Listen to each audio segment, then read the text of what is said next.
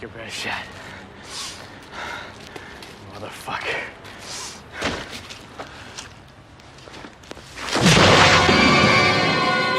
Hello, everybody. I'm John. I'm Justin. And we're the Gore Goblins. Yeah, that's us. That's us. We're here after another 2 weeks because a bunch of shit decided to happen at once again. Because that's just how life is. Yep. 1 week I was sick with the worst stomach flu I've ever had in my life. And the next week my truck was like, oh, you're feeling better? Time to pay an exorbitant amount of money to fix me, pussy. And that's where we're at now. So that's why it took 2 weeks. Because I didn't have a truck for like 2 days. And then I was throwing up and shitting at the same time. It was awful. It was terrible. Sounds awful. Anyway, how was your 2 weeks, Justin? Fine. Work is work. Overworked, underpaid. The American struggle. The rest of my October of watching movies was good. Oh, that's good. I watched all the Final Destinations. Oh, that's fun. I found every instance where each one referenced each other. Which I don't understand why 5 bothered referencing the first one when it turned out to be a prequel to the first one. I was gonna say it's like a prequel, right? Yeah. Like, 5. isn't that the idea? And then there's like a little hint where like one of them shows off the airplane tickets and it says like, or like they show off some kind of ticket to something and it shows the date as like 2000. And isn't that like a little hint or something? I think so. And then Tony Todd's in it again, I think. Yeah, just being creepy for no reason. Creepy for no fucking reason.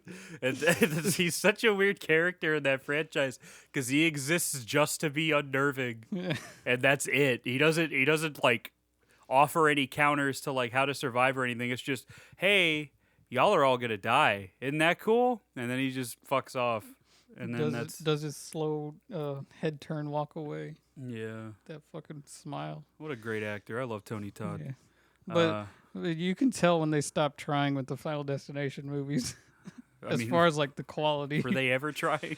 I mean, the first 2 used practical effects. The third one kept on par with that too. A little more with the CG. But the rest, they just didn't care. You want real blood?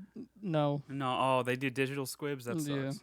Yeah. I know. Because the Final Destination was also in 3D. That's right. So they were doing all that Classic. Also, I found out pretty recently that was originally pitched as a script for an X-Files episode.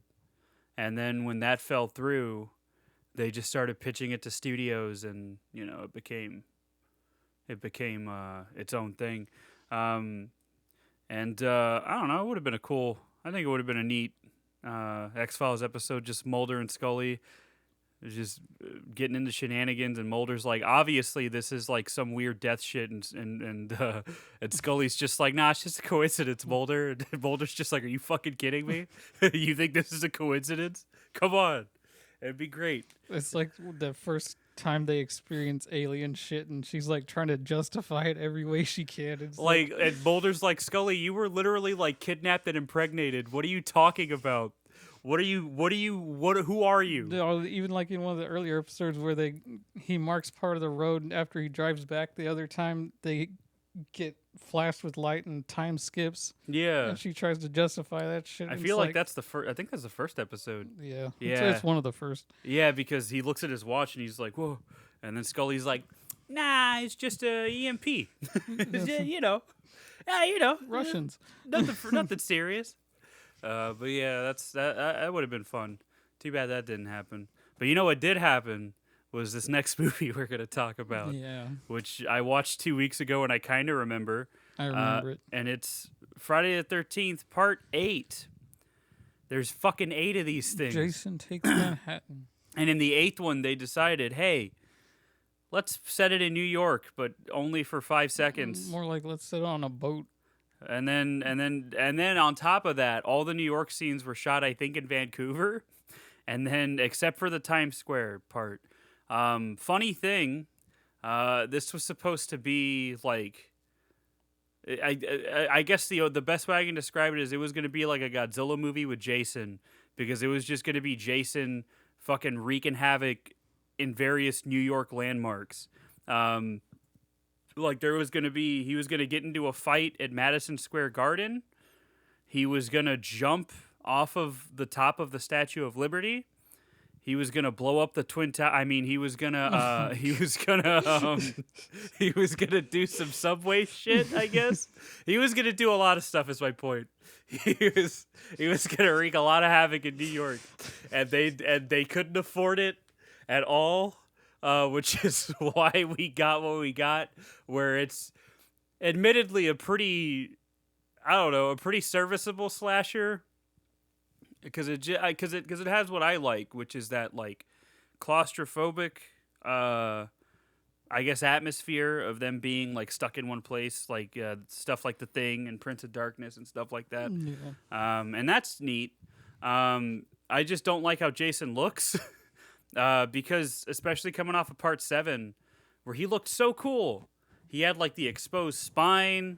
And then they took his mask off, and it looked really cool. In this movie, he just looks like a dude that hasn't seen the sun in a while. And then when he takes his mask off, it does not look good at all, not even a little bit. But it's still Kane Hodder, so I mean the performance is still there.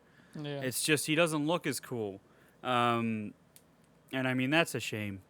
Kane Hodder still loved working on it, though. I was reading about how like, when they were filming in Times Square, he'd stay in character, and he said that like there would be people like calling Jason's name and shit, and every now and then he'd look over at them, and they'd like lose their minds, and he was like, I still smile thinking about that, and I'm like, that's sweet. I'm glad he has that. But yeah, it's it's a Friday the 13th movie. I don't really know what else to say about it. We already hit superpowers with this series. There's you just Now, expect what you expect. They decided to be like, let's go back to basics. And I mean, there's a couple of parts I like. Like, there's that scene in the dance hall, I guess, the dance floor, where he strangles that one girl. I thought that was kind of fun.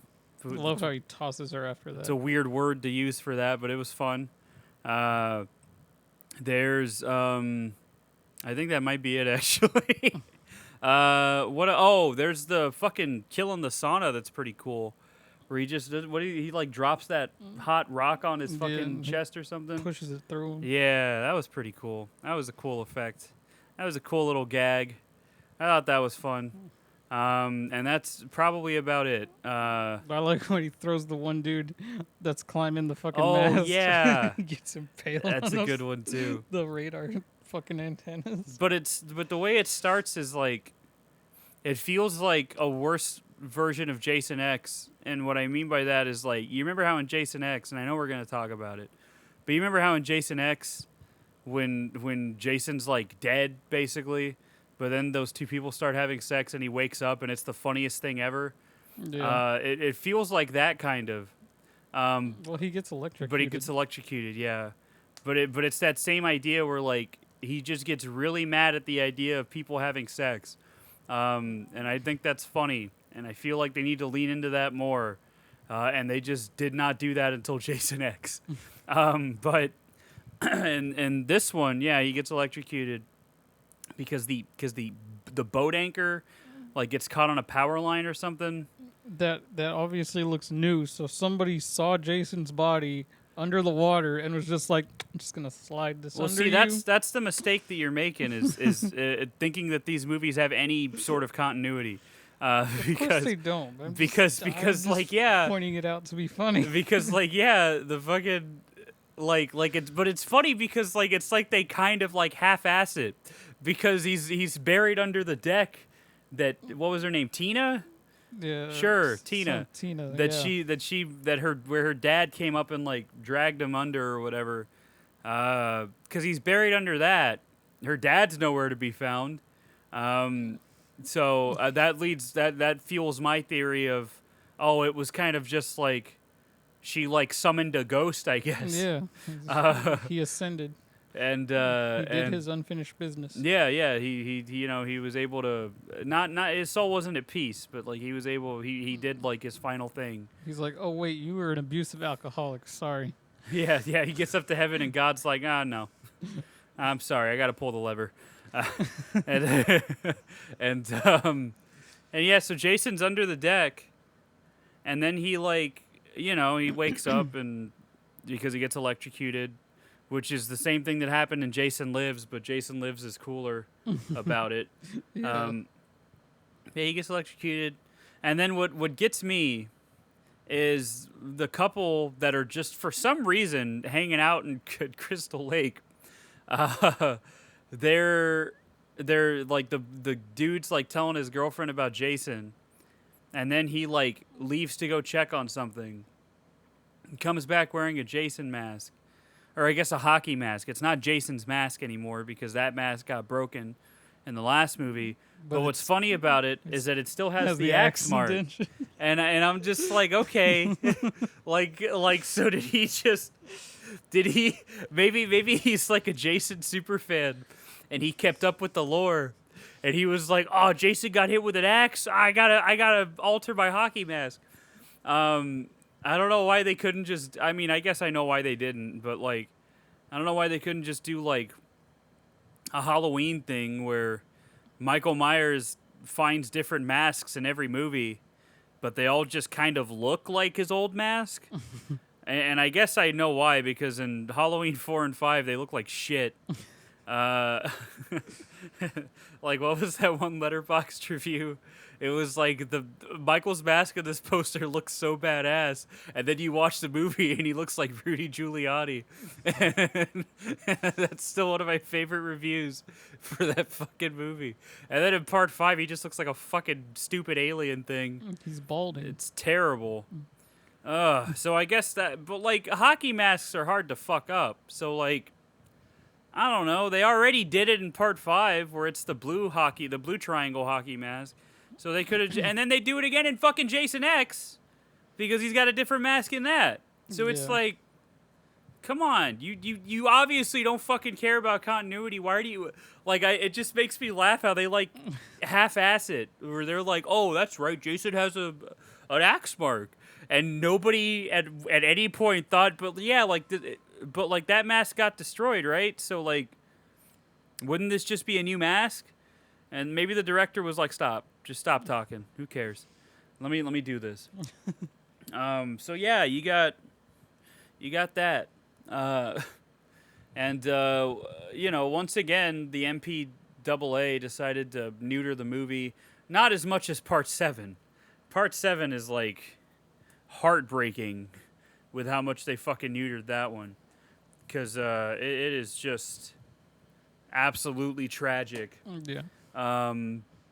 This one got away with more. A little bit more, yeah. You could at least see the impacts of what he did to kill them. Yeah, and like the first blood. kill when he like stabs that dude with the harpoon, it was supposed to be like his guts spilling out and shit, but they didn't do that. You know what's funny though is I know I keep bringing up Scream. I know, I'm so sorry that I keep doing this, and you'll and even after we cover it next, I'm still gonna fucking bring it up all the time because I'm sorry. Scream is one of my favorite fucking horror franchises, but in that first, I've been thinking about the MPAA and how stupid they are, and like even in that first Scream movie in 1996. They were still, like, cutting shit because it was too graphic. And even then, like, it's not even that bad. Like, you see the unused dailies, and I don't know why there's never just been, like, a complete, like, director's cut or extended cut released because the dailies are in good condition. But, at the beginning of that movie, a dude gets gutted, and you're supposed to, like, and, like, I think all you see is just the aftermath, and it's very quick.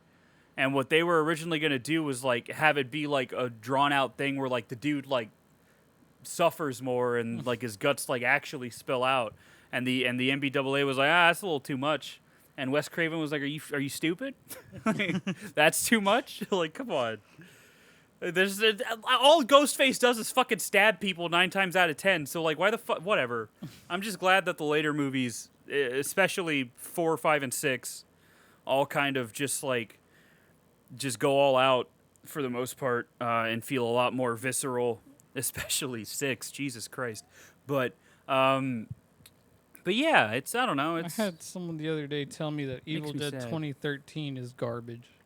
people have been saying that since 2013, Justin, and But they've been he's wrong ever stupid. since. He said Rise is way better than that one. Bro has been wrong for 10 years. That's all I'm saying. All right. I mean, Rise is good. I still think 2013's better, but that mainly just comes down to Jane Levy. His excuse was because Rise to him pays more homage to the other movies. Did he watch 2013? That's what I'm saying. like 2013? What? Okay, whatever. I'm not. Listen, brother. I'm not. You've been wrong for 10 years. That's my point. But yeah, the MPAA sucks. That's where I was getting at. Yeah, fuck them. So they cut that out, and then and then Jason finds the girl hiding in, I guess, a storage thing. Yeah. What do you call those? It's like a fucking hatch, I guess. Hatch. It's on a boat. So And there's a deleted scene where Jason's got his dick out. It's a dildo, but like he's got his dick out. Which I guess fuels the theory that he really did rape that poor girl in part 3. If he had his dick out here, but not in the actual movie. In the actual movie, it's not there. But then Jason, I guess, drives the boat to another boat. No, he swam. Did he swim? But like the boat shows up. So like I thought because the boat shows up to port, and then I figured my headcanon was he hopped out of the boat and swam to the bigger boat. Oh yeah. And then he climbed it. And Yeah, there's something so goofy about yeah. Jason swimming from Because one he boat to drowned. another. For someone who drowned, he's a great swimmer. I mean, He hops off the boat in the middle of the ocean and swims all the way to New all York. the way to fucking New York. Oh my god! Or Anyway, he doesn't swim. He just sank to the bottom and walked. I mean, probably. Or he just teleported like he does multiple times in this movie. Yeah. Like there's no excuse for that. He teleported. And then we get introduced to our final girl, and the rest of the kids we don't give a fuck about. And the final girl, I guess, like has some kind of psychic link with Jason. Yeah, that was stupid to me. That's the only part of the movie I don't like. So this was supposed to be like a direct sequel to Part 7. Like it was gonna have Park Lincoln was gonna come back and everything, and there were like 3 different scripts written. She wrote one where she was like, it was basically just fucking Dream Warriors, where she was like caring for kids at like a mental health clinic for PTSD, and then Mr. Handsome, I don't remember his name, but I thought he was cute. He wrote another script where everything was a dream, I think. And it was all like it was either him or Tina was the killer the whole time, and Jason was just a hallucination. And then I forget the other script. It wasn't good though. And then they settled on this big New York thing, and then they decided to not do that, or they didn't have the budget for it, or whatever it was, because Paramount was like, we're embarrassed that we keep making these movies even though they make us a lot of money. So good for them, I guess. But so this like psychic link feels like a remnant of that Park Lincoln script, where like why, like I think and it's like revealed later that it's because like she almost drowned in Crystal Lake or something. Her uncle was trying to teach her to swim the hard way. Yeah, which told her straight up, if you don't swim to the top, Jason's gonna grab you. But then she envisions Jason. Because I think when we see Kid Jason, I think that's what she believes it is. I don't think that's like, because obviously Jason was like deformed and shit. So I'm overthinking it. They don't care. Why should I? I'm overthinking it. But like, it's just weird. I don't know. But yeah, she's got the psychic link with Jason, so she like sees visions of him drowning and shit, and it's dumb. And there's even more dumb shit later that I can't wait to talk about with like stuff that was going to be in the movie that was cut. But yeah, she's there, and it's like some like big like high school graduation party. Field trip thing. But some of them still have assignments, like Tamara, who had to try to sex that fucking pedophile. Oh yeah, she was there was like a biology thing or whatever. And then yeah, she She draws like organs on her body, and it's like, oh, this is my project. Here, professor. see so Red Letter Media did a video on the entire Friday the 13th franchise in 2 parts. They And- copied us. And yeah, right. But Mike was talking about how when he first saw that, he thought it was gonna be like, oh, like Jason's gonna start ripping out her organs, like based on what she has drawn on her. And I'm like, that would be amazing. And like Mike's whole thing was, I just wish it would lean into it more, like Jason Lives, which is my whole thing. I really wish they'd just lean into it more, like Jason Lives, and like Jay, who the older I get, the more I realize I have in common with, is like, he was like, you know, I want to like part 7, but there's just so much about it that doesn't work. Like in particular, the fact that it's been fucking neutered by the MPAA, and how that last part is cool because you know it's Carrie versus Jason, and it's cool. Like she sets him on fire and shit. There's a big explosion. Like all that stuff's fun. He's like, but the rest of the movie fucking sucks because, you know, we don't care about it's just all the same characters we've already seen before. And the other thing about it is that it doesn't have the gore because the MPAA didn't want any of it. And it's like, you know, and that's why you go watch these movies, you know? And I agree with all that is my point. But yeah, I feel like part 8 should have just leaned into, I feel like everything after part 6 should have just kept that tone, you know? Yeah. But they didn't. So instead, you know, she just gets killed by like what, a shard of glass or something. Apparently, she was nervous about doing her nude scene in the shower, so the director decided to take one for the team and like be like, okay, no, this is all you got to do. I'll get naked and get in the shower to show you that it's not a big deal. But that was all in the dailies. So when they sent it to the studio was like, what the fuck are you doing? like, why are you wasting time taking a shower on set? But, you know, she, I don't know. Anyway, we get introduced to everybody. Yeah, and they're all going on a boat, and then this creepy old dude that as soon as I saw him, I wanted to punch in the mouth. Like, again, That's the uncle, right? Like how 3 implies that there was rape. Like the way they start telling this story, it implies that he's like abusing this girl that he's supposed to be taking care of. He threw her into the fucking Well, water. yeah, He did abuse her. Besides that, like, just the way he looks and is like so possessive and grabbing of her, it's like, yeah, no. And then he gets thrown into a pile of goo. Yeah, a barrel of goo. It should have been like RoboCop, where Jason takes his body out and he's like half melted, and then he throws him into a car and he explodes. That would have been how the fuck. Hold on, how the fuck? Because RoboCop came out in like 1987, and that got an R rating. They removed like 19 seconds of footage to keep that R rating because it got an X rating initially. What kind of money? What did Paul Verhoeven have on the MPAA to make them? Yeah, because that movie's gory as fuck. That movie is even the R-rated cut. I think the only things they cut was when ED 209 is shooting up that dude in the office. They cut out a few seconds of that. Yeah, I remember that. And then I think it's Alex Murphy getting his hand blown off. They cut that out. And those were like the 2 big things. Everything else is still there. I still see the arm being shot off. In the R-rated cut? Yeah. Oh, well, maybe. I don't remember. I think it's mainly that ED 209 scene is the part they had to trim down the most. But like even without that movie is incredibly violent. Like that is one of the most violent action movies I've ever seen in my life. I don't know what Paul Verhoeven had on the MPAA, but man, did he have something? Because I'm just it's because they were cops. I guess I fucking guess this so. Is what but criminals deserve. But like the whole point of that movie is a satirical take on cops and corporations working together. So it's not even like for like what the fuck? What? Excuse me? Whatever. I don't care. RoboCop exists. I'm just happy that it exists in the form that it does. I love RoboCop. But yeah, I don't know. I just wish they could have kept that same energy with Friday the 13th.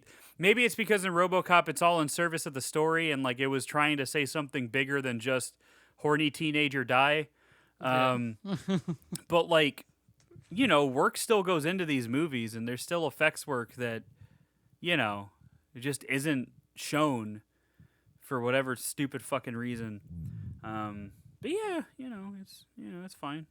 Because we get a little bit in here, Yeah. like the goop death, I guess. But yeah, it's basically it's the same shit we've already seen. Everybody starts dying. Jason kills some girl with a guitar. He showed her what real heavy metal is. Yeah, pretty much. What does he do to her? Does he like stab her with the guitar? Bashes her in the face with it. That's it? Yeah. He didn't even like stab her with it? No. They didn't even have fun with that? Nope. Like, that's what I thought initially was going to happen when I first watched the movie. That he was just going to, like, impale her with it and then just, simple, quick smack on the head. There's a Mastodon music video, the music video for Show Yourself, where you remember the video where where Death trips that guy and he lands on his guitar and he gets impaled by it in a cartoonish manner. Yeah. What a world we live in where you can do that in a music video on YouTube now with no like restrictions. But in the 80s, it was like, well, can't do that. Like, this is stupid. Oh my God. It's just, the more I think about it, the angrier I get. Anyway, there's that dude in the sauna that gets killed. There's the girl that gets her fucking choked, strangled. And then there's, what's her name, Tamara? Yeah. Who gets stabbed with a piece of glass or whatever. I think she was supposed to get gutted too, but they cut that.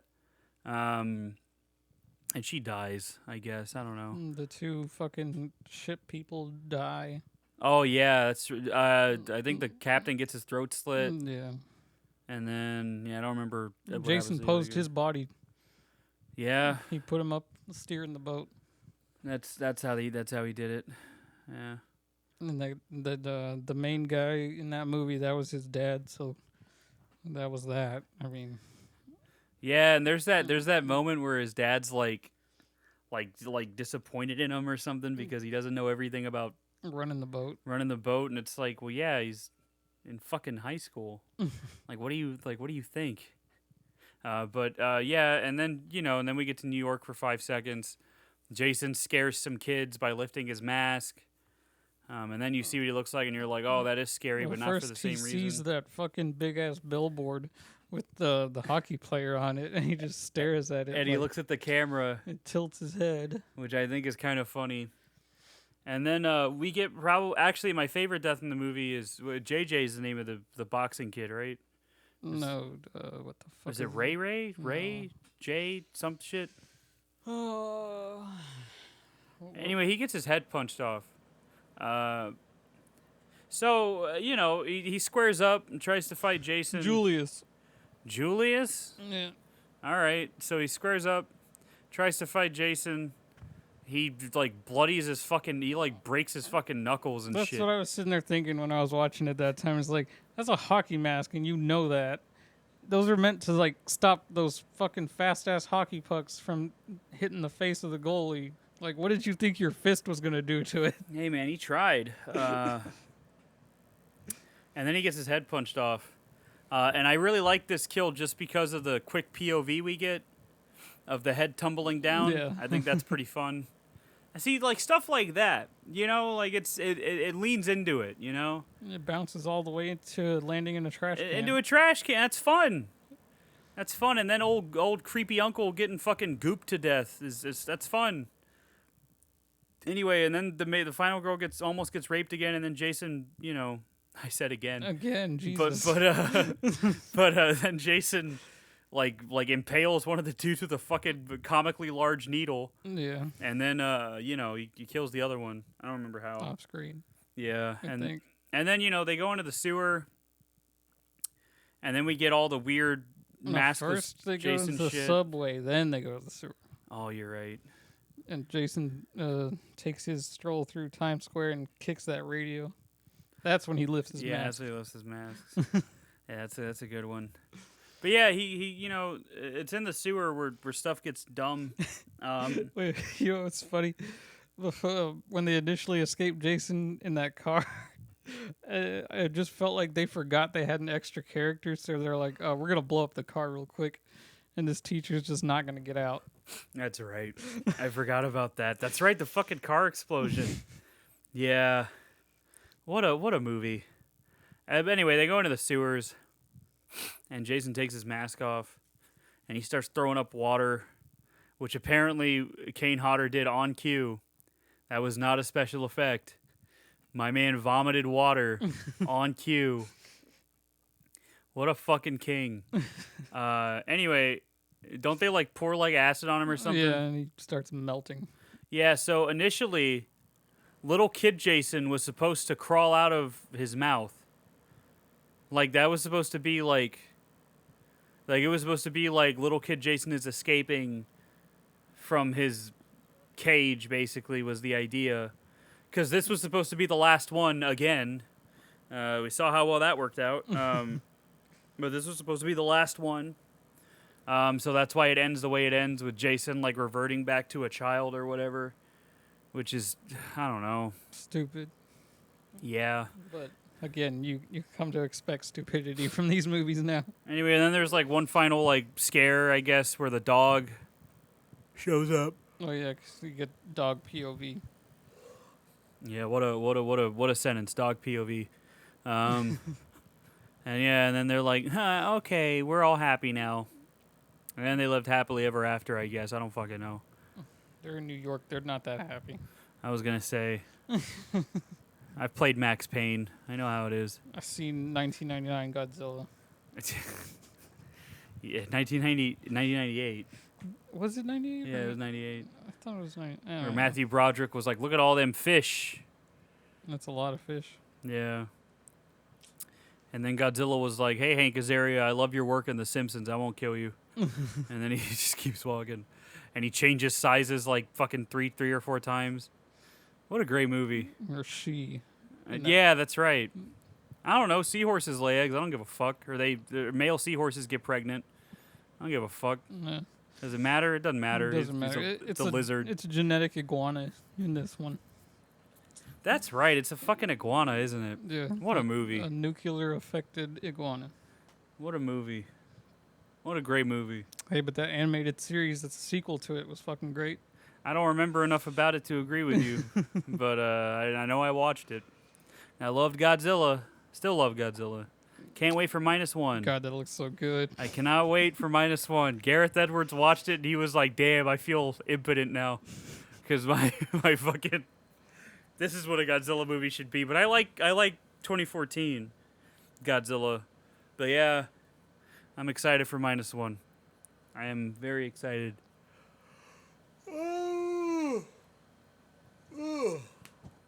Can't wait. Can't wait. But yeah, it's Jason Takes Manhattan. Boy, did he take Manhattan. Yep. I don't for know. 5 whole minutes. Yeah. That's not even my problem with it. My problem with it is it's just It just feels half-assed. yeah. Like, I guess we got to make another one. Let's do this. And then we get at least in the next one they try a little more because it's a more creative story. the I one guess. that as a horror movie is fine, but as a Friday the 13th movie is terrible, from what I've heard. So I'm excited to watch that one, Yeah.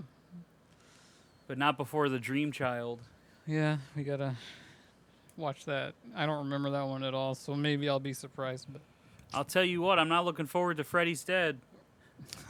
We're getting closer. Freddy's dead. And I don't want it. I don't want it. I hate that it exists. Makes me upset. Anyway, let's look at some. Oh, it makes you upset, but you like overrated ass New Nightmare. As Yeah. some people would say. Well, you know what? New Nightmare's a good movie. So, you know, that's where that's different. New Nightmare has like effort into it. Because Wes Yeah. Craven was like, "What if I made it meta?" And now everything is meta. Yeah. Even Facebook is meta. Yeah, it tries to stop me from posting certain comments. Yeah, well, can you blame it? No. But it shouldn't censor my language. Can you blame it? Anyway, let's look at reception. All I said was kill yourself. All right, well, that's fair. Anyway, here we go. On the review aggregator website, Rotten Tomatoes, Friday the 13th, Part 8, Jason Takes Manhattan, holds an approval rating of 11%. 11. Based on 27 reviews and an average rating of 3.3 out of 10. That's a nice. The consensus reads: Jason terrorizes a ship and nearly sinks the franchise. I like how they don't even mention New York In a clunky sequel that feels like self-parody without the charm. It doesn't even feel like parody, dude. Anyway, Cinema Score audiences gave it a B, which is interesting. Not bad. Anyway, Chris Willman of the Los Angeles Times commended the film's funny ad campaign, but deemed the film a real dunghill that missed the satirical potential of having Jason's evil being dwarfed by real-life evils. What the fuck? My man's favorite movie is probably RoboCop. He called the script as witless and willfully imbecilic as any of the preceding 7. Well, that's just rude. The New York Daily News criticized the film for grossly underutilizing its promising premise, but said it should please Friday fanatics and shapes up as a marginally watchable fright item for the genre's more demanding fans. I guess. Yeah, the boat stuff's fine. Desmond Ryan of the Asbury Park Press wrote, "Common sense should tell you to skip this film," and called the characters very stupid. Yeah, the Philadelphia Daily News' Gary Thompson called the film gory and conventional, but praised the change of scenery and occasional dashes of humor, which make it a better than average entry in the series. No. This said Malcolm Johnson. I thought it said Magic Johnson. This guy's username is Platypus Chow. Platypus Chow, like Sonic Adventure Chow? No, CHOW. So like Dog Chow. Okay. Okay.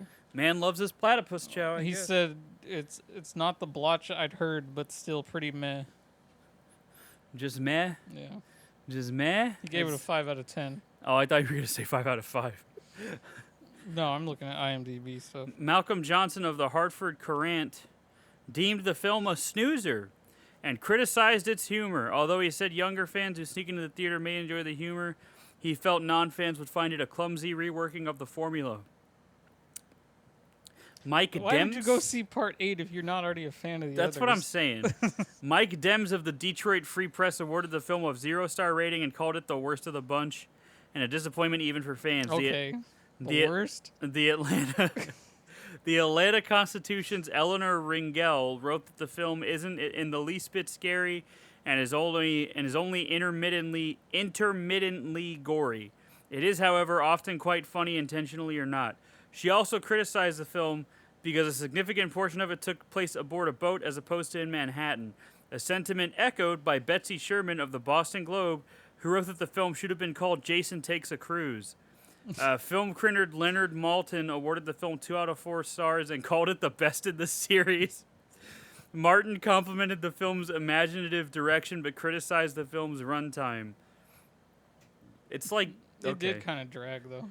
Adam Marcus, who directed the sequel, said the franchise's premise had become untenable after 100 teenagers had died at Camp Crystal Lake.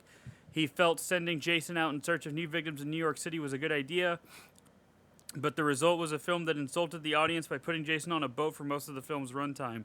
On his commentary track for the film in the box set, director Rob Hedden acknowledges the faults and agrees that more of the film should have been set in Manhattan, citing budgetary and scheduling problems.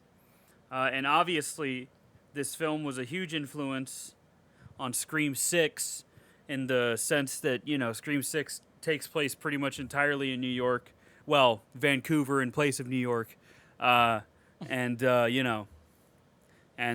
some skyline shots of New York. But, it's... I'll tell you, I like Scream 6 more. But I'm very biased. This guy's like, how does a ship sail from Crystal Lake to the Atlantic? Listen, that's what I'm saying. But my problem, just don't think it. Don't think it. Don't overthink it. Just don't think it at all. Just don't do that. Oh my God. Better than Titanic. That's a good review. That's a good one. What did he give it? A 3 out of 10. Nice. What the hell, says Paul A.C. This is undoubtedly one of the worst films in the Friday the 13th series. It lacks horror, story, and qualities of any kind. The fact that the film was released makes me sick. The film drags on a ferry with a bundle of bad acting characters which are all slaughtered off in terrible ways. Then when they finally reach Manhattan, which is towards the end, may I add, the plot barely involves Jason and is another half an hour dragging on to complete the film. The film becomes even more cheesy and is not scary whatsoever and completely ruins the film when Jason is seen by half of Manhattan chasing the two helpless victims because nobody seems to be doing anything to help them. It's New York. If you think right, if you think it could only get better, well, you're wrong. As Jason Goes to Hell is just as bad. Well, my man gave us 2 reviews in 1. Well, I'll be the judge of if Jason Goes to Hell is bad or not. Same. This guy said the Muppets took it better. Okay, that makes it sound like he watched a porn parody. Like, that's just fucking gross. he saw Miss Piggy taking back shots, and he's like, "That's much better than this." I mean, maybe it is. I don't know. Love Boat with Jason says Dagon 9. This film is so stupid. I cannot believe I watched it completely. Girl gets a pen before boarding. It actually belonged to Stephen King. I forgot about that. Yeah. Yeah, right. Metal chick checks out acoustics in the machine chamber of the boat with her purple Gibson Flying V. Black kid gets his head punched off. All right. In a head soccer game led by Jason. This one actually made me laugh. And last but not least, Jason only gets to see a New York sewer for 10 minutes before getting offed, previously spending a whole hour or so of the film on a kind of like boring boat cruise. Worst Paramount Friday the 13th. I kind of like the previous sequels, but stay clear of this one. Wow. Sucks, says Action Pro. This movie definitely sucks. The acting is predictably terrible and the plot is just a rehash. What were you expecting? At least Jensen Daggett is extremely hot. Which one is Jensen Daggett? I don't know. I guess he was the boy that was supposed to be with Rennie. Is that a boy? Hold on. I don't fucking know. Oh, Unless whoops, it's the girl. That is not what I meant to pull up. Hold on. Jensen This Daggett. dude says this is when the series finally started hitting its stride.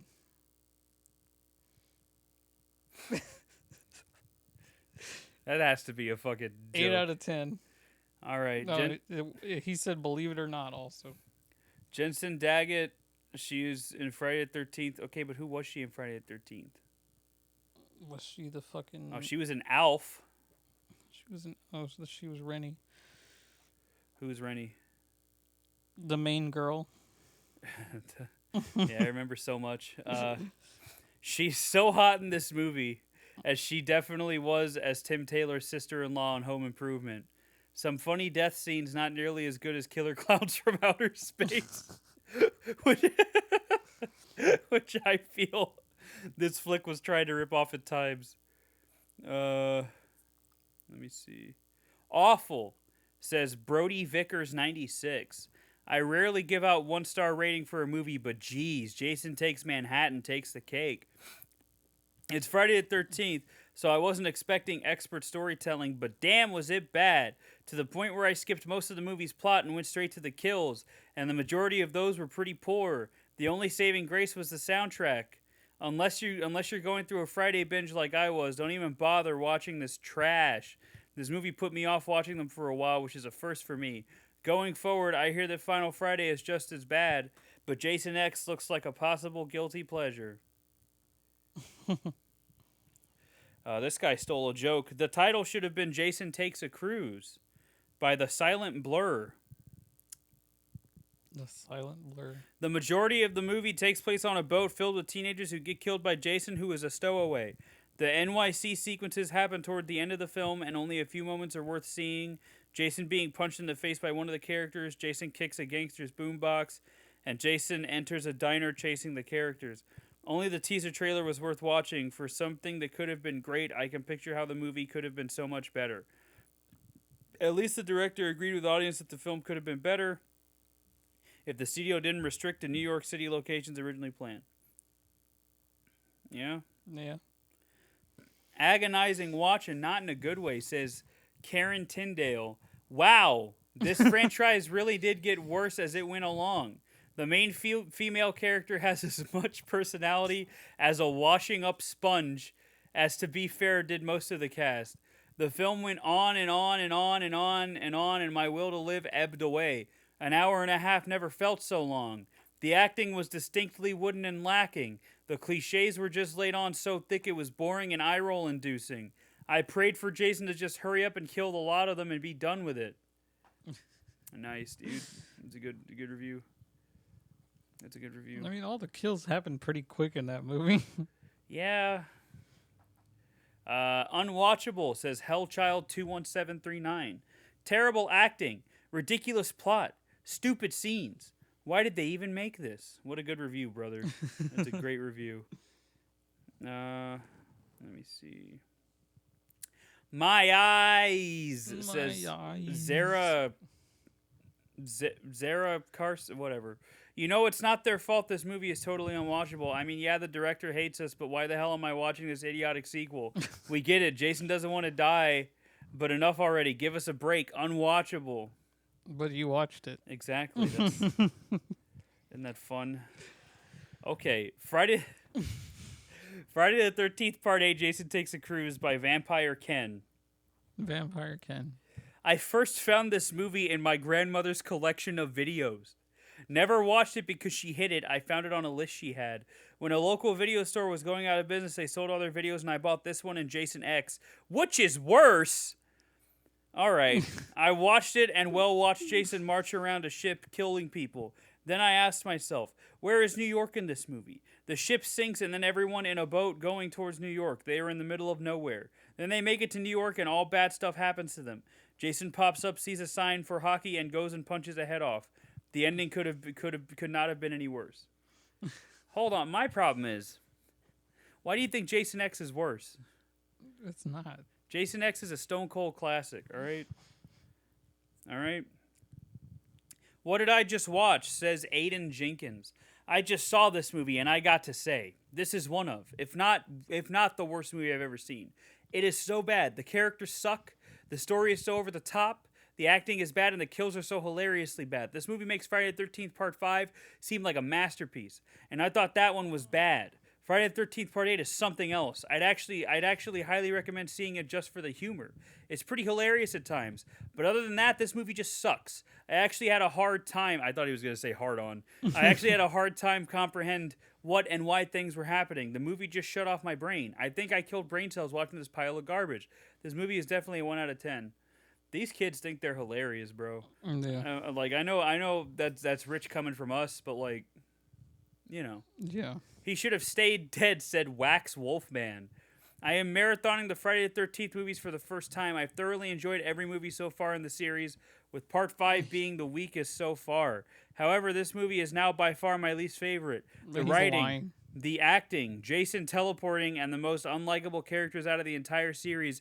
It really sinks this movie. I'm hoping Jason Goes to Hell is a happier return to the likes of my favorites, Part 3 and 4. Okay, well, you like Part 3, brother.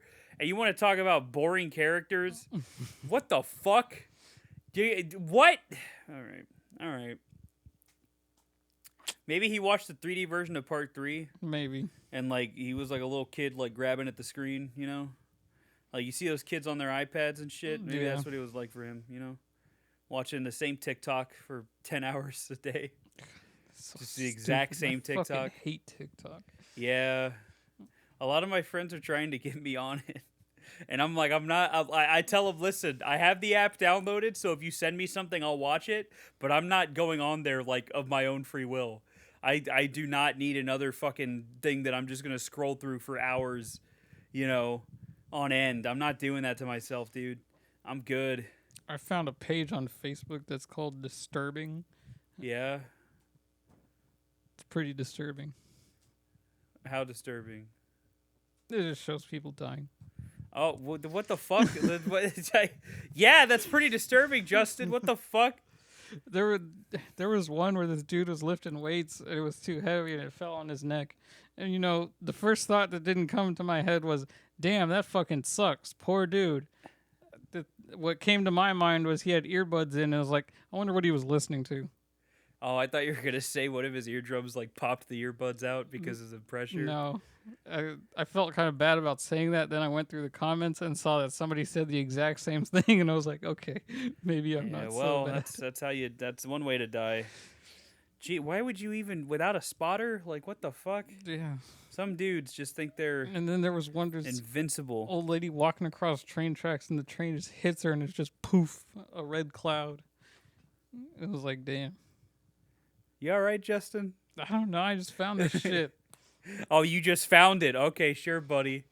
You know why it gave it to you is because you were fucking probably looking at some other shit somewhere else. No. And Facebook was like, oh, he likes like watching people die for some reason. I look up fights on Facebook. Now you're gonna see videos of pets dying and shit. No. I draw the line at animals. Yeah, poor animals. Like my little baby Georgie right here, my little boy. Anyway, who says insisting on a mistake leads to success? Says Felipe Manuel Nieto. This movie is the 8th sequel to Friday the 13th, and this time the novelty is just Jason's trip to New York, probably to buy a better machete and a new mask after so many failed attempts to kill him. If this franchise was a mistake, now it seems to continue just for stubbornness. It's more of the same. Okay. The start of the demise of the series, says Nightwatch 4773. This was just awful. Jason's look, which stole the show in part 7, was reduced to some childlike grade school makeup. What's will the pathetic backstory on this one? Yeah, right, running out of ideas. Jason takes Manhattan. Way to misspell that. Well, it took an hour to get there before Jason dispatches everyone on a cruise ship, but again, the MPAA destroys the film, making it virtually bloodless. We have another Three's Company alumni on tap here as Reverend Snow is on board, just like Terry Kaiser in part 7. This film is so boring. The acting is atrocious, the blood is invisible, and we have the hokiest ending of the series. Criminal. Good. Horrible, just horrible, says Dirty Glove 5. Dirty glove. Some of the most cheesiest acting and wackiest kills ever. All of the Jason movies are pretty bad, but this one is by far the worst of them all. No. I'd still say A New Beginning is worse. Yeah, I'd still say part 3 is probably my least favorite. Hold on.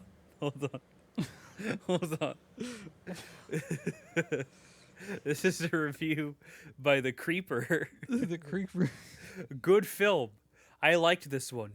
Not only do we see a higher body count than usual, we find Jason hitting the big city. I don't see why people hate this movie, because it doesn't take place in Camp Crystal Lake. Come on. We couldn't stay there forever. But then again, they could have stopped making them. Good to rent. 10 out of 10.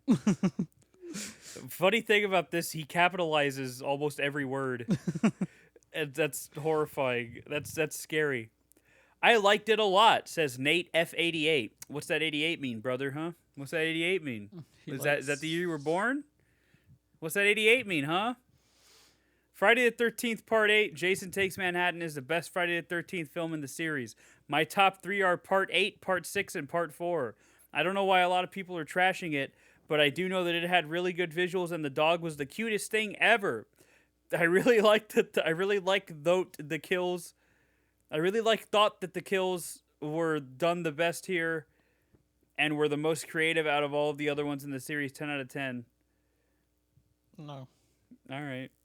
SS Jason, what a good title. SS That's a good title. My favorite says Thug Master for You. I don't know why nobody likes this movie. I think it is great. It has a good plot. Finally, it gets Jason away from Crystal Lake. I think the movie is excellent and is my favorite of the Friday the 13th series besides Part 7.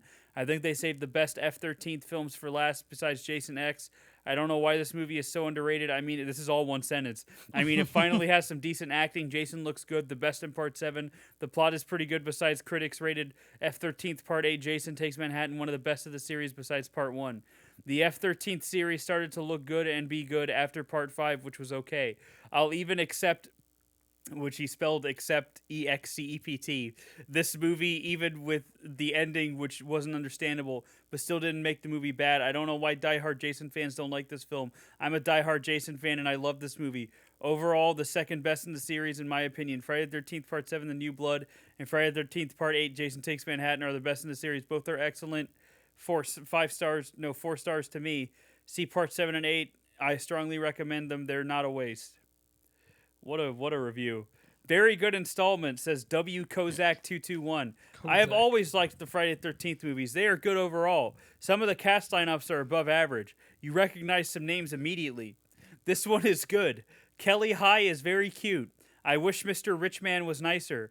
Very good actor. I always liked when Kane Bitter played Jason. It was special. Kane Bitter. Oh my god. What a dumbass. Fucking Kane Bitter, dude. That's my new fucking gamer tag. Fucking Kane Bitter. Jason aboard the Titanic. Ty Hemp 2.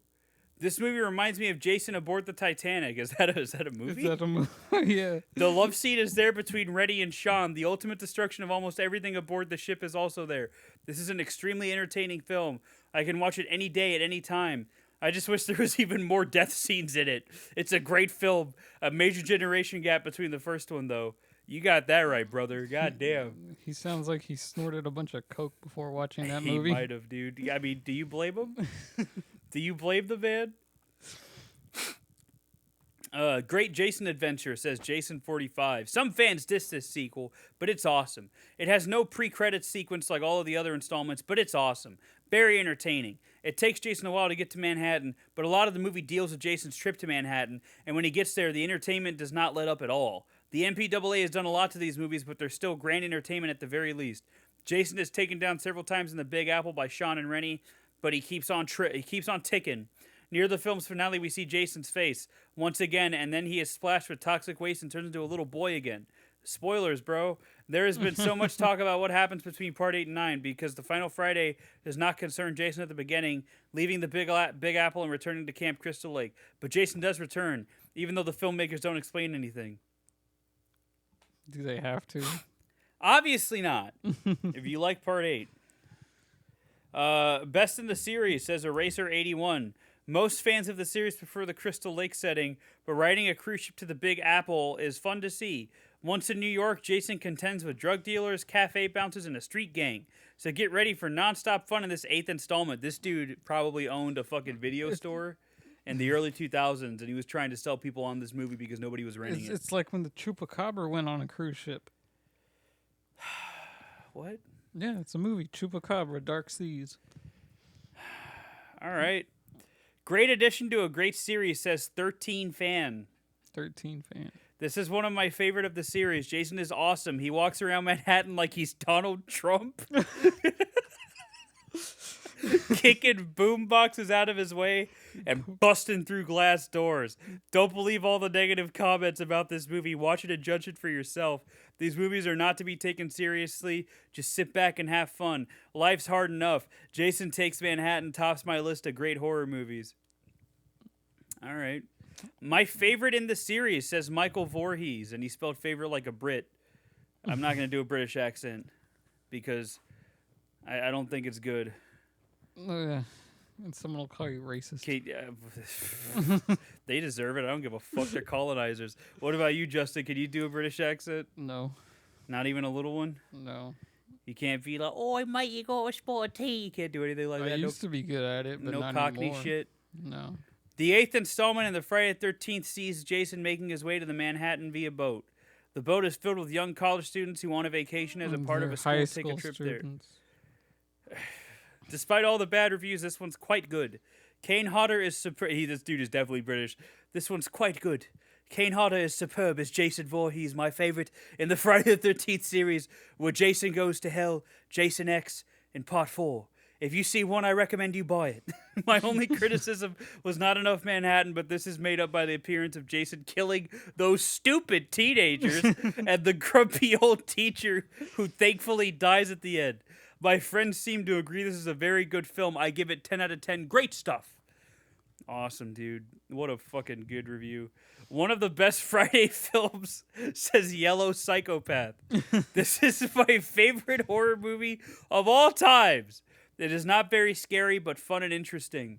Unlike most of the other Friday films, this one will never let you fall asleep. Even if the scares had ended, it is still interesting. Like the funny scene where a girl rapes her principal. The makeup is top notch, and the deaths are cool. There is sufficient gore, although incomparable to the final chapter of Jason Lives, but definitely better than The New Blood, although this film does not took place much in New York. Who cares? So long it is nice. Moreover, the change of location does not mean that it will affect the atmosphere of the classic Friday the 13th feel. Also, this movie have my favorite Friday the 13th theme. Okay. Okay. I don't know how he thought that scene is supposed to be funny. Friday the 13th 8 is really great, says Summer Brights. Opening with a strong power ballad, this Jason Friday the 13th is one of the more entertaining of the franchise. It actually has a story outside of the whole Camp Crystal Lake thing. The characters actually have lives, history, and the main characters have storylines No, they don't. that don't revolve around being a counselor. I found this refreshing and actually really hated to see them get picked off. Everything is perfectly 80s. We go on an adventure with the soggy Lake Jason as he accidentally encounters some hip high school seniors on a cruise to Manhattan. Graphic as usual with some comedic gore. This is a slasher film with a brain. I don't think that's true. No, I don't think so. Bro thought he was watching Reanimator. That's not a slasher film with a brain. Come on, brother. I mean, I'd be hiccuping. All right. Hiccuping and shit. Jason leaves Crystal Lake and heads to New York, says Pumpkin Man. Pumpkin Man. It's cool how Jason climbs on a huge ship full of graduate students heading to New York and has a massacre on the ship. At least it's different from the teens staying at an abandoned house and having sex. Then Jason shows up. The main star named Rennie, her boyfriend, some teachers, and a black boxer. Why does he have to be black? Like, why the fuck? Why the fuck? Oh my god. Survived the boat trip from hell, but now they must survive New York and Jason. It turns out that Rennie had been to Camp Crystal Lake and was almost killed by Jason when she was a child. I always thought it was funny when Jason breaks the boombox and gets the punks angry and Jason shows them his real face and they all run away. That's hilarious. If you love Jason and New York, you'll love Friday the 13th Part 8 Jason Takes Manhattan. Okay. Man, I can't wait to get to movies I actually like and read these 1-star reviews because I'm just gonna be bad. I'm just gonna start fucking roasting them. I'm gonna be like, "Oh yeah, okay, buddy." Yeah, that'd be funny. The best Jason, says Kevin89. This is the best of the series. It is great because it is funny, moving, and loaded with irony. Just think, our heroes escape Jason only to be mugged in Manhattan. Also, Jason saves the girl's life soon after by killing the gangbangers. The only thing this movie needs is a sequel. Is the boy at the foot of Liberty a purified Jason? Or just a red herring to throw us off? Part 9 is no sequel and no friend to real Jason fans. I hope in Part 10 that Jason kills Freddy for good. Oh, wow, this was in 98. This was before Freddy vs. Jason and Jason X. Wow. Wow. Homer's not going to strangle Bart on The Simpsons anymore. Yeah, he's going to strangle Lisa now. He's just going to start beating the fuck out of Bart. And someone just comments, at least we still have South Park. But let's be real. Has South Park been funny recently? I don't think so. Why is Homer strangling his son like a deal breaker for you? Are you okay? Are you okay, young man? Is that the only way you could relate to your own father? Is watching a cartoon father strangle his son? I think they're just trying to think that they're just going soft, so now they're censoring Simpsons. Which, to be fair, watching all the old episodes, they got away with a lot of shit. I mean, yeah, that was just the '90s, though, man. But you watch Ren and Stimpy and Rocko's Modern Life; they got away with a lot too. Yeah. That whole episode where the frog's wife wants to fuck Rocco. I mean, Rocco works at a fucking sex hotline. Yeah, that too. That's the thing. Oh my god. Part 8 is scarier than first 7, says Jacob John Taylor 1, our good friend. Don't get me wrong, the first 7 movie of Friday the 13th are very scary, but this one is scarier. This movie has great acting, great storyline, great special effects.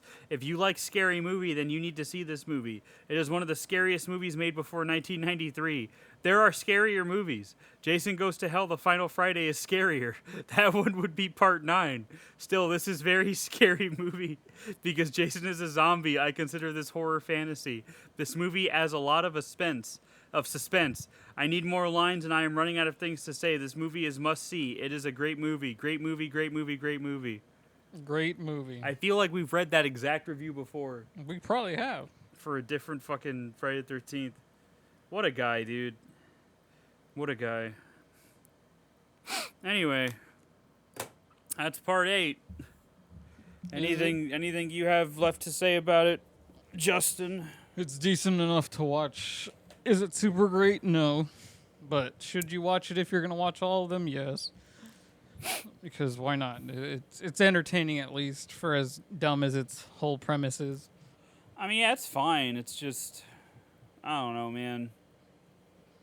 It's fine. It's always going to be the wish it could have been, but this is what we have, so enjoy it. Yeah. I don't know. Like I like bits of it. I just wish Jason didn't look like shit. Yeah, they could have kept the skeleton look. Yeah, because he looked so fucking cool in part 7. And they were like, oh, yeah? Well, let's not make him look cool. Let's make him look like a fucking bitch. Nah, he looked all right. Kane Hodder's good. Kane Hodder's a good guy. He's a good actor. He's Victor Crowley. Yep. And Victor Crowley's dead. He's his own dad. Like, out of makeup, right? Yeah. Okay. Is Hatchet any good? Yes, Hatchet is good. I don't know if that's true. I've said that to you multiple times. I don't know if that's true. Well, guess you just need to watch them then. How big you think Victor Crowley's hog is, brother?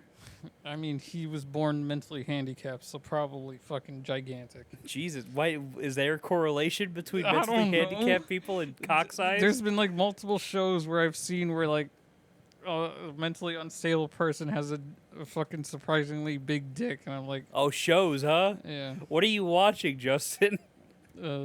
Californication. Oh, well, you know. Yeah, I guess. That makes sense. No, there was one funny ass part. I don't know why it made me laugh so much. They're talking about this one dude who has a big ass dick, and the one character says, "Yeah, it's like a pile of snakes with an apple on top." What the fuck does that even mean? This was What does that mean? I'm scared, dude. I'm scared now. Speaking of dicks, yeah, part 5 of Nightmare on Elm Street's next. Why do you say dicks come into that one? It's because you need a dick to get a bitch pregnant. I don't know. Oh, yeah, true. Well, not really. There's fucking artificial insemination, yeah. what the fuck was it? Don't breathe. The turkey baster. Oh, no. Oh, no. Oh, no. Anyway. She survived Evil Dead to get almost impregnated by a turkey baster. Anyway, yeah, and then they redeem the villain in the fucking next movie. Which is stupid. Yeah, part 8 or part 5 of Friday the Nightmare on Elm Street. God damn it! What? This movie's broken my brain. The Dream Child is next. Yeah. I was about to say Five Nights I at know Freddy's you the were. Dream Child. I know you were. I heard it. I heard it. I heard it, dude. I heard it. A Nightmare on Elm Street 5, The Dream Five Child. Nights at Freddy's Part 5 of The Dream Child. I mean, that'd be a title for Five Nights at Freddy's. Yeah. Oh, and I don't understand why people criticize that movie for being plot heavy when the only thing carrying that game was the plot, that all the background information. Other than that, it's just a point and click. And then they complain about gore. And it's like, were the games gory? It had gory imagery, but you never saw any of that. Yeah. Y'all are probably just stuck on all the fan games and what they did. Yeah. I was watching. I went back and watched, cause like let me see. I had just graduated high school when that game came out. I think I was in college, and I remember seeing it's funny because like Scott Cawthon made his other game, which was for kids, and people thought it was too scary, like because of the way the animals looked. So then he makes Sons Lumber Co. Then he makes Five Nights at Freddy's with the intention of it being a horror game for adults, and then it just gets co-opted by children. I'm never gonna fucking forget when I was in a Target and I fucking saw like a fucking 5-year-old kid wearing like a Five Nights at Freddy's shirt, and I was like, what the fuck? because at that point I was still like thinking like old internet, where it's like, oh, this is just for fucking weirdos like me, Yeah. like it's not never gonna have like mass appeal. Like So fucking that's salad fingers. yeah, like that's what it felt like when I first found it. Is it felt like something like in that of that ilk, and then it turns into this fucking giant thing. Yeah. And it's insane, and it's funny because I found it through Markiplier because I don't like Let's Players. I never really liked Let's Players. I didn't like Game Grumps, didn't like PewDiePie, didn't like Jacksepticeye or whatever. The only one I liked was Markiplier for some fucking reason.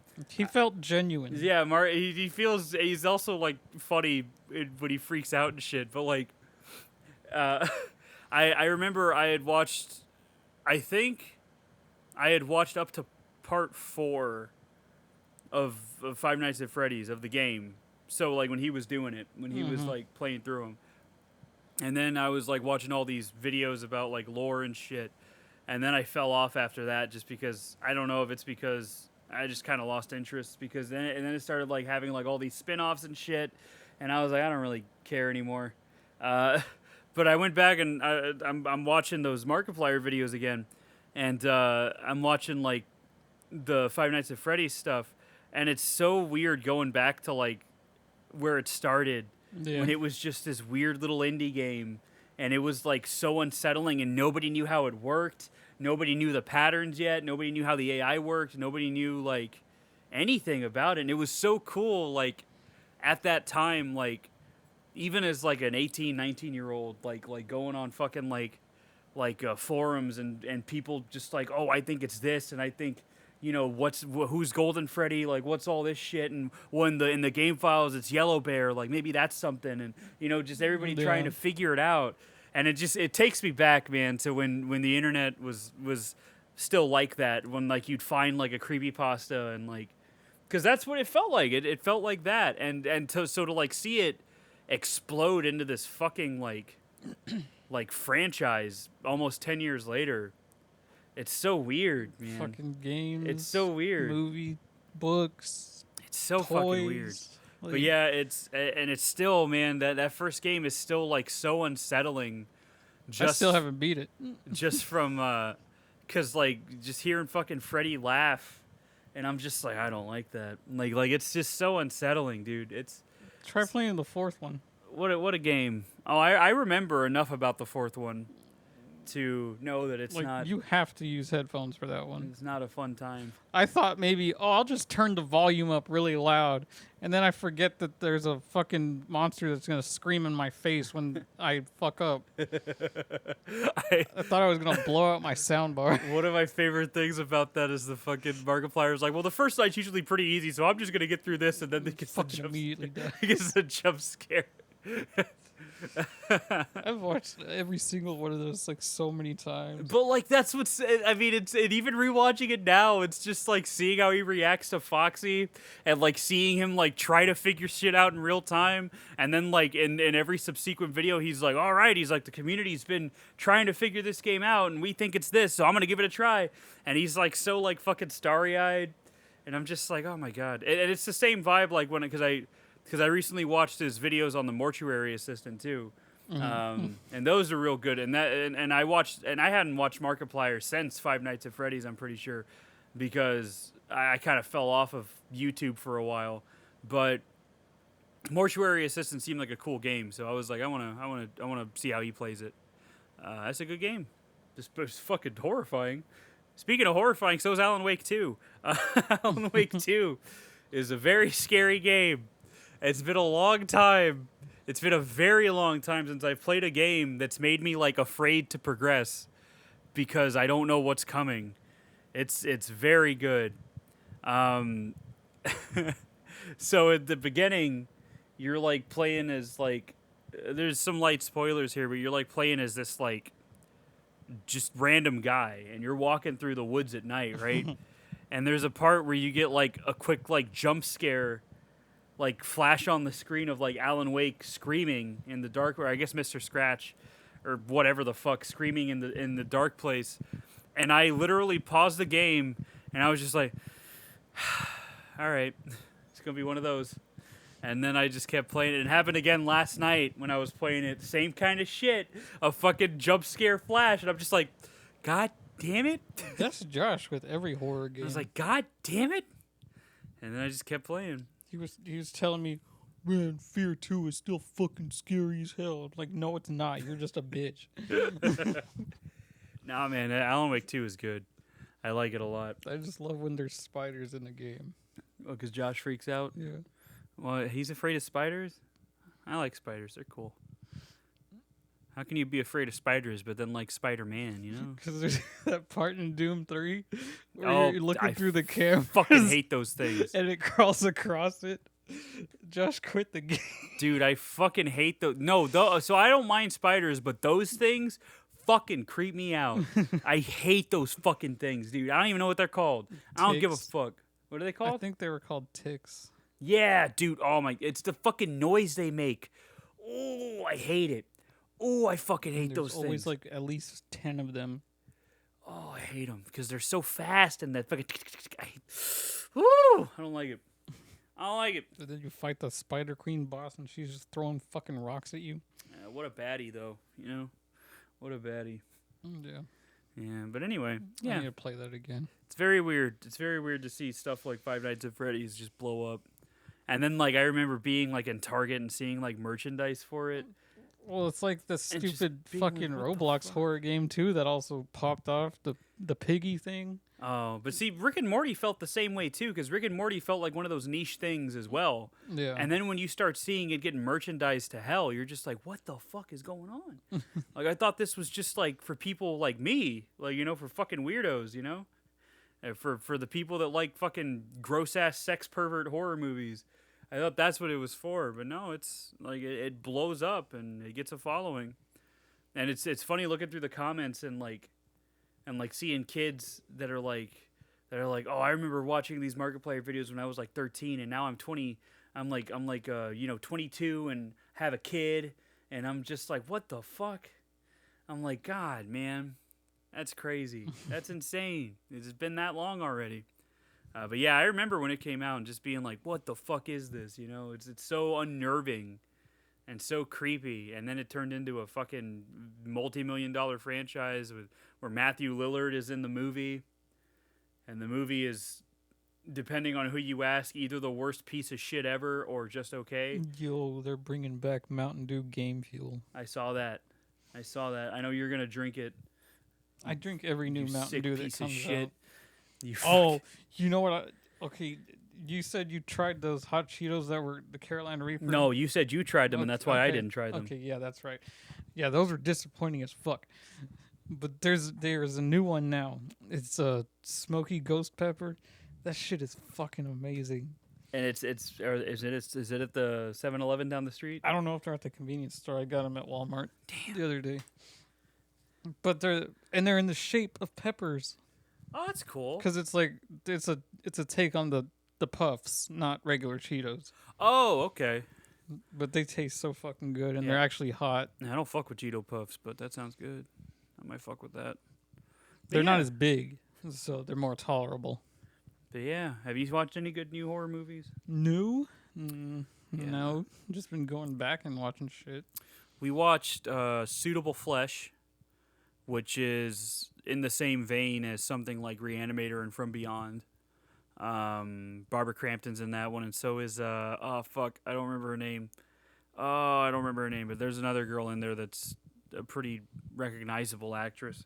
It was pretty good. I think so. For me, part of what makes Reanimator and From Beyond work so well is because they're from the 80s, so they have that film grain and they feel grimy, you know? Like, it's like when we talked about Maniac, how, like, what I love about High Tension is how fucking gross it feels, like how grimy it is, like how it feels grainy, you know? And then Maniac has this fucking sheen to it where you're just kind of like, it doesn't hit the same, you know? Like, it doesn't feel like it, like that's like, it's like the modern Texas Chainsaws. It doesn't have that grit that, like, you know, 1 and 2 have, you know?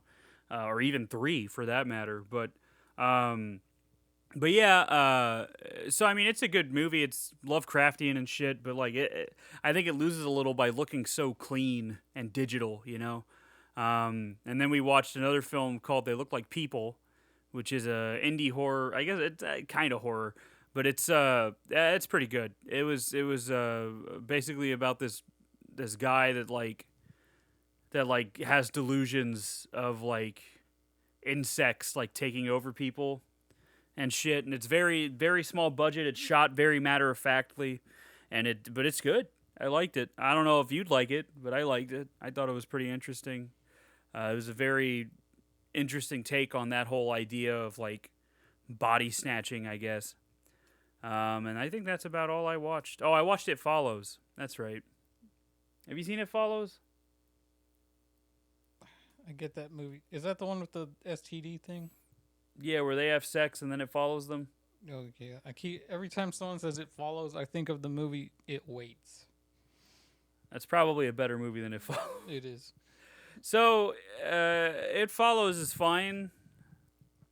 I just, after hearing for almost 10 years about how it's a modern masterpiece.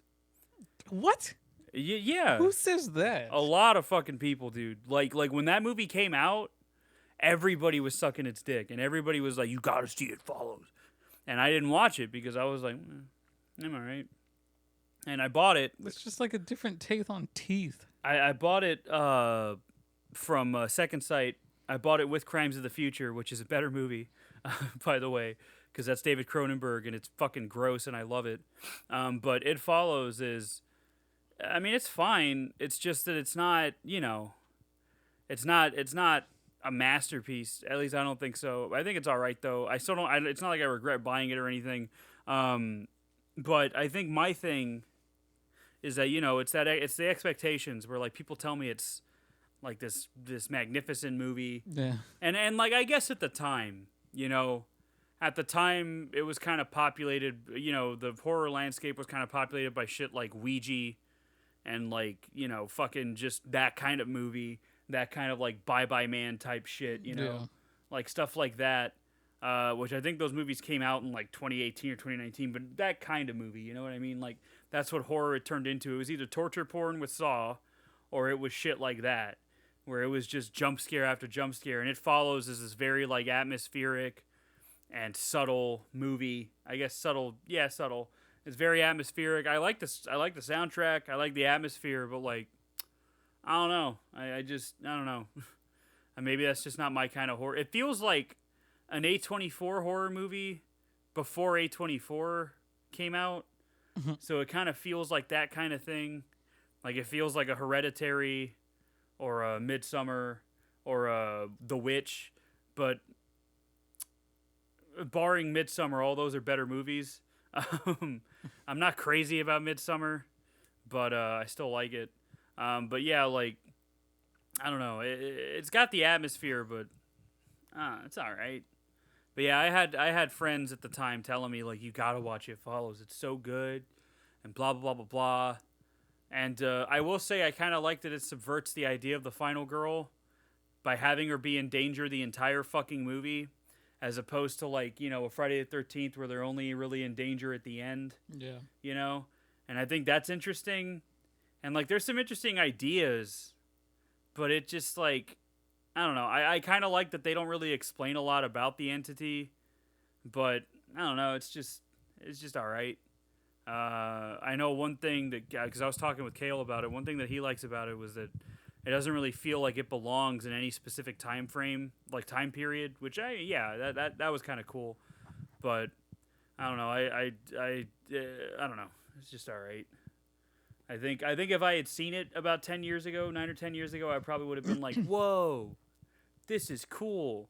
But now, with the resurgence we've had with horror movies and shit, it's just all right. Yeah. And, people are going to discredit my opinion because I like Scream 3, and that's okay. But like, that's... It's okay. I like bad movies. I'm sometimes. excited to watch a movie called Slaughterhouse. Don't feel bad about anything. Yeah, people have their tastes, and I mean, I think It Follows is perfectly fine, but I just don't think it's like the masterpiece that people have been telling me it is for 9 fucking years. Like watching fucking Benny Loves You. Oh wow! Yeah, I finally like sat through the whole movie. It was so good. What a movie, huh? See, I don't know. I guess the difference with like, I don't know. I just think it's fine, and I mean, I'm happy to own it, but yeah, I just wish I liked it a little bit more. But yeah, it's fine. Yeah. It's an okay movie.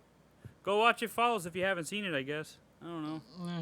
It's something to watch. They're making a sequel called They Follow, so Now it's about herpes. maybe I don't know. I don't know. I think it. I think it didn't really feel like a stand-in for like STDs or anything so much as to me it just felt like a subversion of like the idea that in a horror movie if you have sex with someone you die. So Yeah. it's just like a different take on that is what it felt like for me. But I can see how people will, conflate it with the idea of it being like an STD and it's spreading and how you have to spread it to get rid of it and that kind of shit. But I don't know, I don't know. It was all right. I do need to watch Teeth. That one's been on my watch list for a very You long still time. haven't watched that? No, I've never seen Teeth. The only thing I've seen is old boy getting his dick shredded. That's the only thing I've seen from it. And I was like, wow, that's disgusting. And, now I'm 28 and I'm like, oh my God, I got to see this. like now it's like a completely different, like, now that I know what kind of person I am and who I am, like now it's like, oh my God, I got to watch this. Like I think like I'll see like some gross ass clip from like an 80s like low budget movie and I'm like I got to see this shit. You kidding me? I love it now. Back in the day I was like, ew, I don't like horror. Oh, it's gross. Why does it have to be gory? I think gore is boring. It has to serve a purpose in the story and now I'm just like, man, this shit is bloody as fuck. I love it. I love this shit. God damn it. Because, I at this point, it's recognizing the artistry of the gags and shit. Practical effects, in particular. I hate CGI blood still. To this day, I want to throw up every time I fucking see it. I hate it. Yeah, everything after Final Destination Hate it 3. so much. That's what's... I mean, I understand why they do it, but that's like what's disappointing with John Wick, is that they use digital squibs. I think they use some practical squibs, but for the most part, they're digital squibs. And I know why they do it, because it's like a safety thing. Because practical squibs, weren't the safest things in the world. But I don't know. It just, you lose that punch, Like you watch RoboCop. That's all practical. And all that shit hits so hard. And then you watch John Wick and you're like, yeah, I mean, it's still good. But like, that movie's strengths lie in its soundtrack and, its style and its choreography and visuals and shit. And I guess if you want to believe it, the lead actor. Listen, he's fine for that kind of role. That's the thing, Justin. It's like Arnold Schwarzenegger isn't a great actor, but he's good as the Terminator.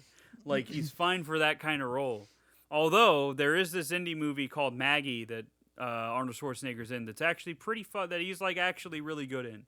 Like, he's, like, actually, like, very good in it. I have it on Blu-ray somewhere. What are you talking about? He's amazing in his Christmas movie, Jingle All the Way. He's very good in Last Action Hero as well. Yeah. That's a movie people don't like? Of course not. Why are people like that? Because they can't have fun. Last Action Hero is like a fucking certified banger. It's like the guy who says Terminator 3 is better than 2. Who? I don't know, but I'm sure he exists. I mean, I know there's people that are probably like, Terminator Salvation is the best in the series. And I'm like, you sure about that? I don't like Salvation. I like Genesis more than Salvation. That is impressive. That is... You know how bad of a movie you have to be to like Genesis more than Salvation? I thought Dark Fate was fine, too. Yeah, Dark Fate's fine. But Dark Fate just felt like a remake of 2. Yeah, that's all That's it was. the thing. Is it just felt like Terminator 2 again. I mean, that's fine. I mean, I liked it, but... It was just Terminator 2 again. But yeah, I don't know. Yeah, Keanu Reeves is fine in John Wick. He's fine in that role. Okay.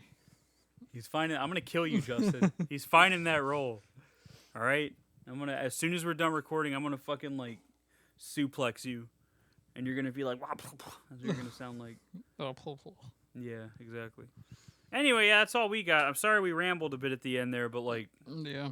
Sorry, you don't have to listen to us. We're doing this because it's fun, and we like to talk.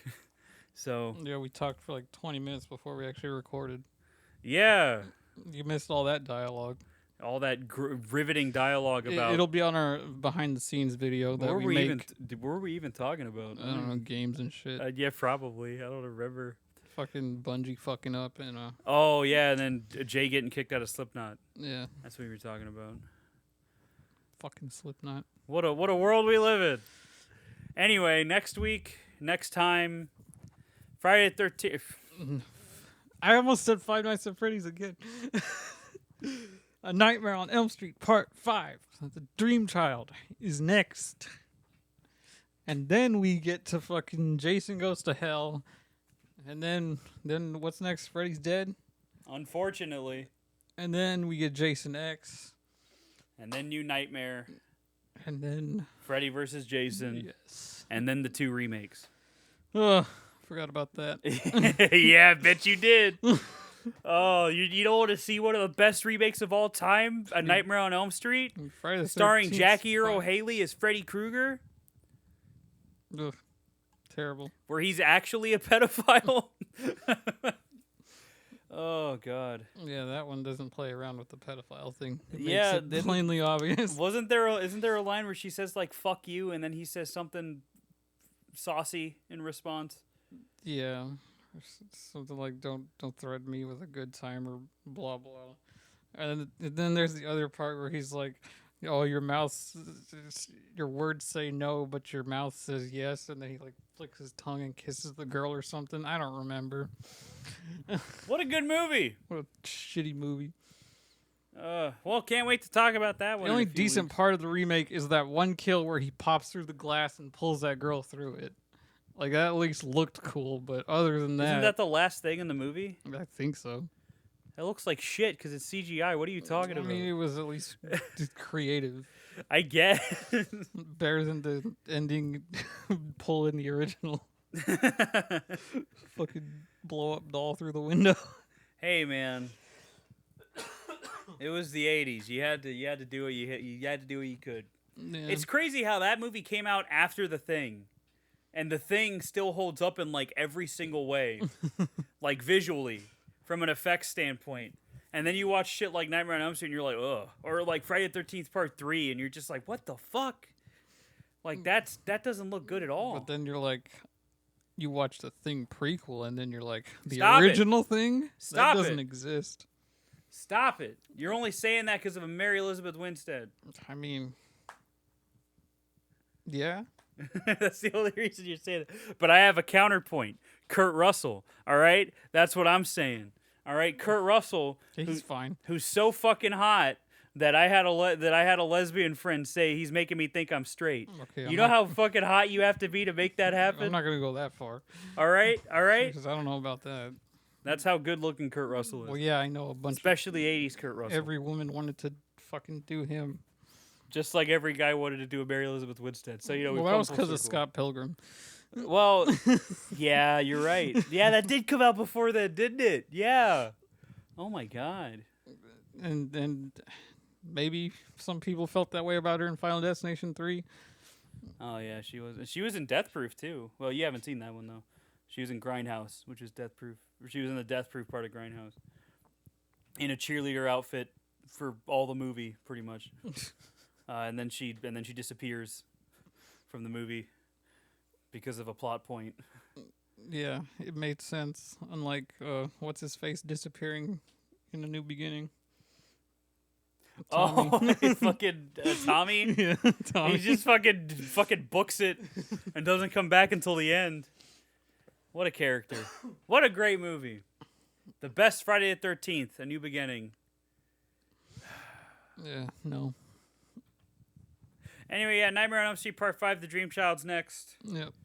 We hope you enjoyed listening to us ramble and be stupid for an hour or whatever. And to the one person that I know has been waiting for a new episode, here you fucking go. Stop texting me, bitch. Who is it? Just one of my friends from work. Oh my God. Well, he doesn't work with you anymore, but they met him through work. He's just like, where's the new episode? Where is it? Where are they? Well, we're here. And one's queer. Yeah. Get used to it. For better or worse. What is queer? Yeah. Yeah. Hey man, that's what it is, baby. That's how it be on this bitch of an earth. Anyway, Oh yeah, people were also making a big deal that Attack on Titan ended. Who gives a fuck? It sucked. all right, listen, I'm not gonna endorse anything he says. I haven't watched it. I'm probably not going to. I don't have the time or patience to sit through it. They fucking divided the last season into like 4 parts. Hey man, it happens, baby. That's how you stretch it out. Yeah. Thanks for starting that, Harry Potter. Was that where it started? That's where I remember it starting.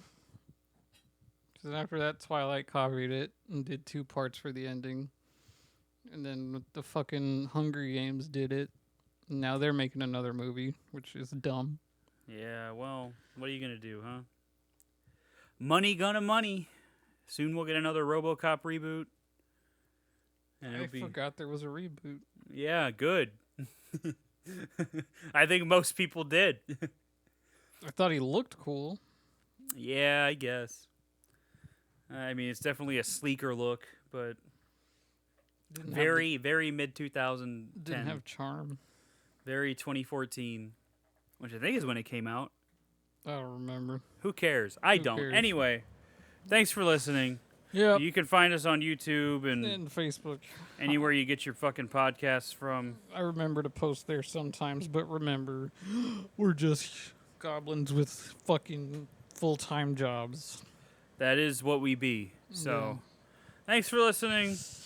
We'll catch you next time when we talk about Five Nights at Freddy's. Part 5. Part 5, The Dream Child. The Curse of Dreadbear. The what? The Curse of Dreadbear. The Curse of Fredbear? Oh my god. No, Dreadbear. Dreadbear? Yeah, that's a thing. Is that like Fredbear if he was Judge It's Dredd? It's a Frankenstein version of Freddy. Okay, but what if he was Judge Dredd, but Freddy? Then he'd be called Judge Fred.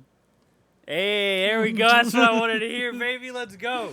Oh, I want it now. I want fan art of that somewhere. Someone do it. Someone make a Judge Fred fan art. I'll pay you $20. Honestly, I'll pay you $20 too. That's $40 if you can draw it for me, and I'll make it my fucking. I'll fucking put it on my wall, and then I'll send a picture to Justin so he can post it on the Facebook. But anyway, that's all right. We'll see you next time. Yep. Thanks for listening. Don't forget to sleep and eat your vegetables Sleep and creep. and neuter your pets. Yeah. And all that stuff. Because if you keep making cats in the neighborhood, I'll just kidnap them. Yeah, it's me too. We got a new cat named Luigi, so Luigi. he was living under the deck for a while, but now he's inside being a little fucking fat ball of There's a possum fur. that lives under my house. Aw, little baby. No, he's not little.